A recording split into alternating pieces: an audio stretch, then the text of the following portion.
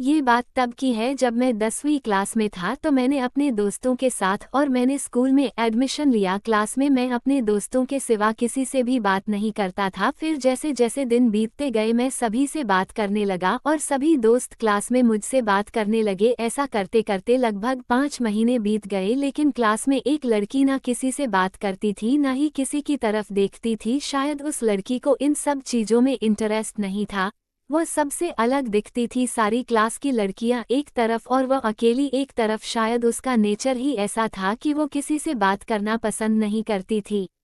मुझे दोस्तों के साथ खाने में, दोस्तों के साथ घूमने में, दोस्तों के साथ पढ़ने में मुझे बहुत मज़ा आता होगा। एक दिन मेरे दोस्त हमेशा की तरह मेरे साथ शर्त लगाने लगे। मैंने उनसे पूछा किस चीज़ पर? उन्होंने कहा अगर तुझ में दम है तो उस लड़की को प्रपोज करके देखा और तेरे पास सिर्फ 1 महीना है। दोस्तों, आपको तो पता ही है जो काम कभी नहीं हो सकता उसे दोस्त करवा देते हैं। दोस्तों ने तो उकसाया था एक चैलेंज के रूप पर शायद किस्मत को मेरी जिंदगी कहीं और ही दिशा में लेकर जानी थी और मैंने चैलेंज मान लिया। अब मुझे अपने काम पर लगना था। अगले दिन में स्कूल में है और मुझे काफ़ी डर लग रहा था, लेकिन मैंने हिम्मत करके प्रियंका को हाय बोल दिया। मुझे हेलो कहा ने पूछा तुमने मैं आपका काम कर लिया? तो उसने हाँ में जवाब दिया। मैंने भी बात खत्म करने के लिए उसे मैथ की कॉपी मांग ली और मैंने स्कूल खत्म होते ही उसे कॉपी वापस कर दी। पहले दिन हमारे बीच बस इतनी ही बात हुई थी। 6-7 दिन मैं उससे बात करता रहा और वह थोड़ा थोड़ा जवाब देती रही। ऐसा करते करते मैंने 10-15 दिनों में उसके बारे में सब जान लिया। एक तरफ था दोस्तों का दिया हुआ चैलेंज और दूसरी तरफ मैंने सोच लिया कि अब मैं प्रियंका को प्रपोज करूंगा। चैलेंज को अब 7 दिन बचे थे और एक दिन पहले मैं प्रियंका को प्रपोज करना चाहता था, लेकिन वह 2 दिनों से स्कूल नहीं आई थी और मैं बहुत डर गया था और मैं सोचने लगा कि अगर वह फंक्शन के दिन भी नहीं आई तो मैं क्या करूंगा। दोस्तों, सच कहूं तो अब मुझे प्रियंका से प्यार होने लगा था। मुझे यकीन था कि फंक्शन वाले दिन वह जरूर आएगी। मैंने उसका बहुत इंतजार किया।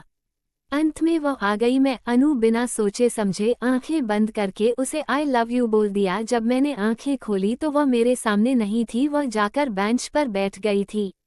मैं उसके पास गया और उससे जवाब मांगा। उसने कहा सोचकर बताऊंगी। 2-3 घंटे बाद फंक्शन खत्म हो गया। फंक्शन खत्म होते ही उसकी सहेली चलकर मेरे पास आई और कहने लगी आपको प्रियंका बुला रही है। मैं डर गया था, किन जैसे ही मैं उसके पास पहुंचा तो उसने मुझे कान में आई लव यू टू बोला। बस उसी समय में जैसे राजा सा बन गया। वह क्या फीलिंग थी वह मैं आपको बयान नहीं कर सकता। ऐसा करते करते हम 1 साल रहे और 12वीं भी कर ली। हम दोनों ने एक साथ कॉलेज में एडमिशन लिया। हम लोग साथ में बस में आया करते थे, एक साथ आना, एक साथ रहना, बहुत मजा आता था। हर रोज हमें बहुत मजा आता था एक साथ रहने में।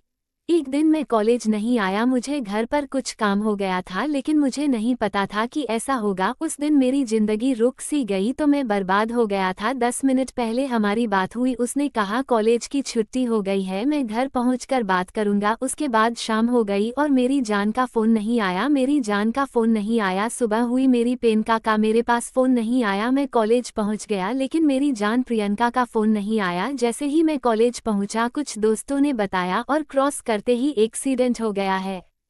यारों, मैं आज भी रोज उसके फ़ोन का इंतजार कर रहा हूँ। हमेशा रोज यही सोचता हूँ कि अब फ़ोन करेगी, अब वो फ़ोन करेगी, लेकिन वो फ़ोन ही नहीं करती। यारों, कोई उसे बताओ कि मैं उसका इंतजार कर रहा हूँ। उसे कहे कि मुझे फ़ोन करे, मैं उसे बहुत याद करता हूँ, मैं आपसे बहुत याद करता हूँ। कोई उसे कहे मुझे फ़ोन करे, मुझे फ़ोन करें।